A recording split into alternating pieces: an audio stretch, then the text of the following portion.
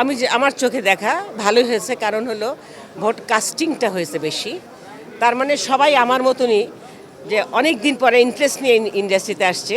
Vote দেওয়া main ব্যাপার না, আমার মনে হয় সবাই সবার সঙ্গে দেখা হবে, সবার সঙ্গে মানে একটা আনন্দ না। অনেক দিন আমরা বিশেষ করে আমরা যারা সিনিয়ররা আমরা এসছি, কিন্তু আসলে সবার সঙ্গে সবার দেখা হবে, আমি বিশেষ করে দেখা হবে বলেই আসলাম। ওই ভালো লাগা থেকে পিছনের কথা মনে করে পুরনো স্মৃতিগুলো মনে করার জন্য আসলাম। কিন্তু ওইরকম জমজমাট ইন্ডাস্ট্রি তো এখন আর নাই। না, মিস করি না, কারণ তো ছেড়ে দিয়ে চলে গেছিলাম তো। না, সেই এফডিসিটা পাইনি, অবশ্যই খারাপ লেগেছে একটু।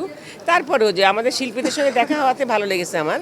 আমার ডিরেক্টরদের সঙ্গে দেখা হয়েছে, আমাদের অন্যান্য যারা টেকনিশিয়ান যাদের সঙ্গে দেখা হয়েছে, ক্যামেরাম্যানদের সঙ্গে আমার খুব ভালো লেগেছে। এই কারণে যে এদের সঙ্গে কাজ করেছি তো এক সময়, এদেরকে আপনজন ভাবতাম।